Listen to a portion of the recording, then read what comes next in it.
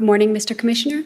Good morning, Superintendent Abrams, and good morning, my friends. My name is Bath-Shéba Den Berg, and I am counsel representing Freedom Corp and protesters. Thank you for your service, Superintendent, and for your forthwith testimony so far. I have a few questions for you this morning. Certainly. You mentioned yesterday in your testimony that the PLT use a snatch and grab method, correct? No, they do not use that method. I believe in my testimony yesterday, I indicated that Major Critical Incident Commander Superintendent Patterson wanted to do snatch and grabs and wanted PLT assistance with that. And that actually was one of my main concerns because our PLT units are not used in that fashion ever. So actually it's the opposite of your suggestion. So you can confirm that the method of snatch and grab was not used between February 6th and 10th of 2022 rather? Oh no, I can't confirm that. Those operations would have been done by Ottawa Police Service if they did them. My purpose in communicating to Superintendent Patterson was if him and his service wished to do that, there would be no OPP support in doing so. They may have occurred, but if they did occur, they would have been done by the Ottawa Police Service without OPP member participation. I want to speak with you about what snatch and grab means. You agree that it means police officers lined up in a horizontal line and in their riot gear, right? That's not how I see it. Snatch and grab is not a policing term, to be honest, that I'm familiar with as far as a technique that we're taught or instructed on.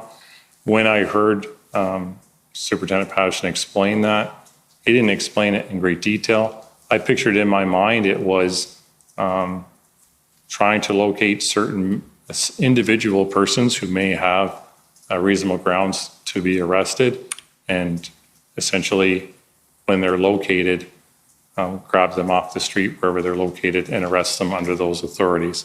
That's how I viewed what snatch and grab was. I did not view it as a group activity. It was more an individual activity. You would agree, though, that it does involve grabbing protesters, is that correct?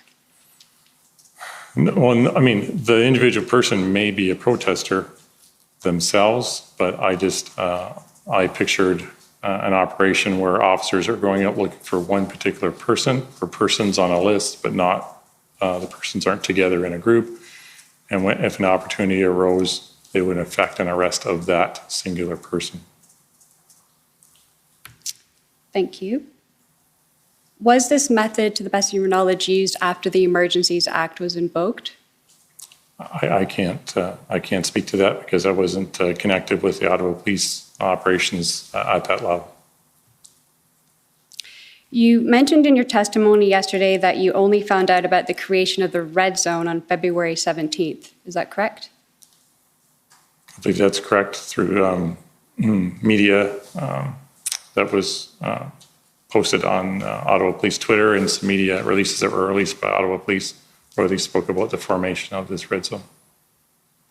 Is it true that you also found out on the same date of February 17th that there would be 900 officers reporting at 6 a.m. the following morning, Friday morning, February 18th, for deployment?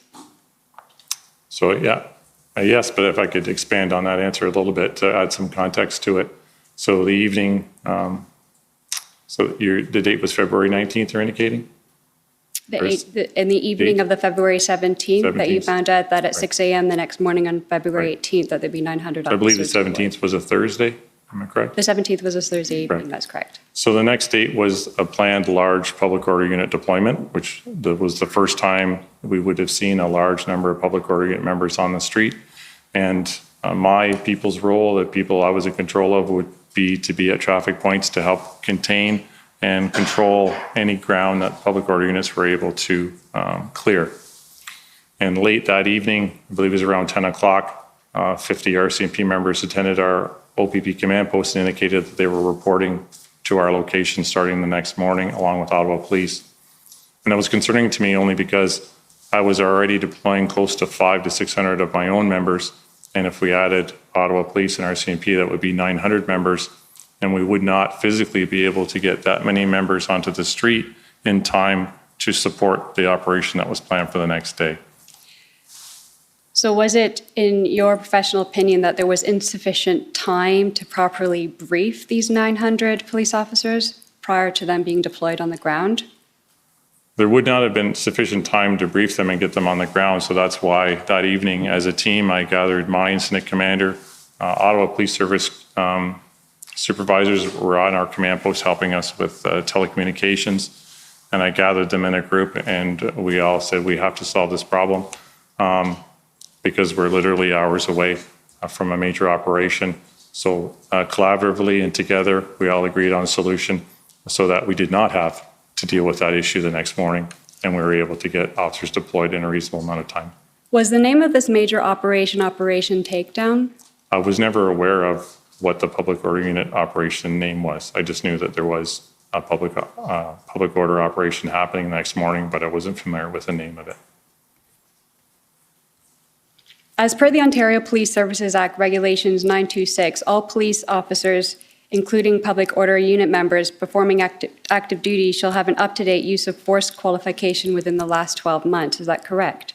I believe that applies to all serving police officers in the province of Ontario, so it would apply to public order unit members as well. Would you be able to confirm that all officers, including those 900, received those that had that qualification before they were deployed? I would not be able to confirm that because I don't have that information. And if I could qualify on my answer, there is a provision that allows the Solicitor General's office to provide an extension to that 12-month, whether it be due to an emergency. Best example I can give you in this case, when the public order process started, we had a large influx of OPP members come to the city of Ottawa. I had an additional almost over 400 officers come to the city. To be able to get that many members to the city, we had to do some logistical operations within our organization, and one of those was to cancel block training, which is annual training for our members on use of force and firearm requalification. So in doing so, some of those members may have gone outside the 12 months. We needed to seek approval to allow them to maybe be beyond the 12-month period, but that is allowed within the Police Service Act with proper authorities. Was your role after the Emergencies Act was invoked ER logistics and planning liaison? I'm sorry, after it was invoked, what was my role? Yeah, was it logistics and planning? No, my role was as the strategic commander. So I oversaw a team of officers that were led by an incident commander who their job was to organize the logistics of finding out where Ottawa Police needed us, because we were a support agency to the Ottawa Police. And then my incident commander and his team would provide Ottawa Police with the support that they needed with me, with frontline officers. The public order unit command and what they needed for public order unit was separate from myself, and I didn't have direction or control over our public unit members. And you were reporting to Chief Superintendent Carson Party, is that correct? Yes. You considered him your commander? I did. Were you involved in the planning phase for the operation, the major operation? Only for, I believe I said yesterday, only for about 48 hours, just in the initial stages when the integrated planning team got started and we had our initial meetings on the 8th and the 9th. And that was the only time I had direct contact with the members of that planning team, and I reverted back to my role of managing our OPP members and our deployments in support of the Ottawa Police. With regards to the boots on the ground, were PLT supporting POUs? I was not aware of what PLT was doing. I know PLT eventually had a seat in the NCRCC with our critical incident commander. So there was always, I believe it was a PLT sergeant that sat beside our critical incident commander. But I'm not aware exactly of what they were doing in the field because that would not have been reported to me. And yesterday you mentioned that OPP and OPS PLTs had an integration problem and communications issues. Is that right? That's what was reported to me, correct. And also with the POUs? I can't say that I heard of lack of integration within our public order units. That wasn't reported to me. Do you agree with me that after the invocation of the Emergencies Act that these integration problems and communications problems continued and did not improve?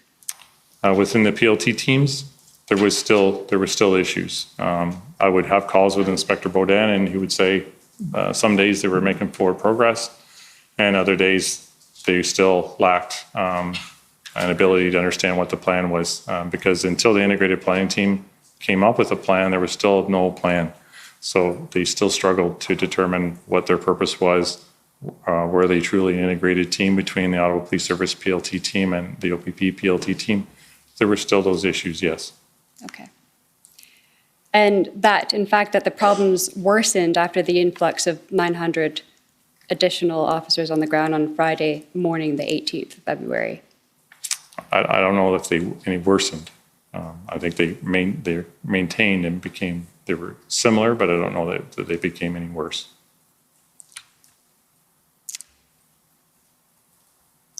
Would you agree with me that due to the lack of integration and communication problems, that would lead to a problem ultimately in decision-making throughout the major operations? Certainly. The information that PLT is able to provide and tell us about conversations they're having with convoy organizers and exit plans, or what the intent of the organizers are, is very important in forming operational plans of how we're going to approach a protest. So being unable to get that information has an impact, yes, in a negative way.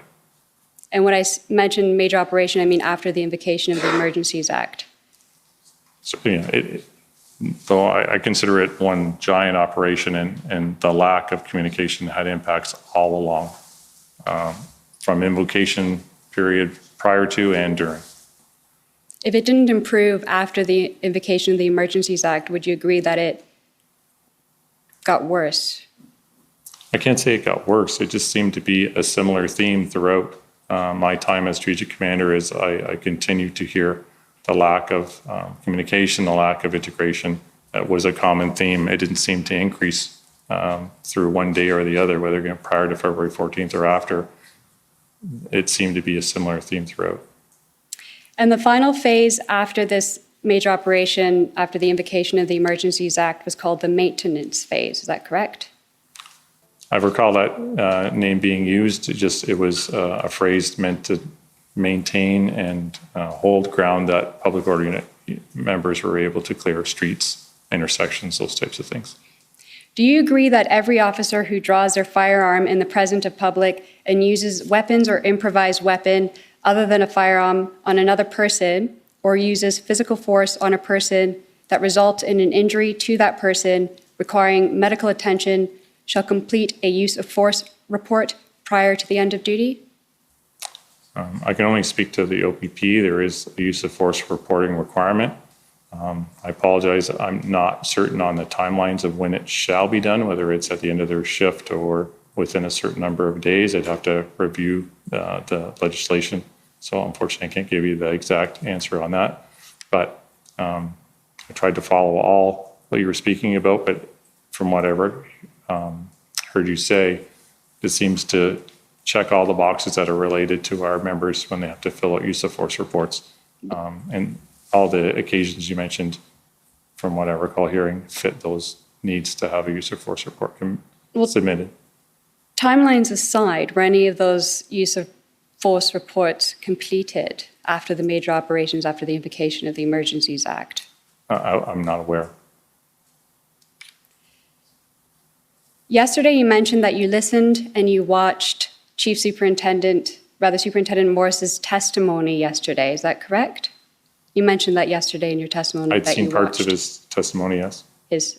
And do you agree with it? I don't disagree with many of the things that Superintendent Morris said. It was his testimony, and it was consistent with our organizational values and his public provincial intelligence bureau mandates. Thank you. Those are all my questions, and thank you again for your service. Thank you.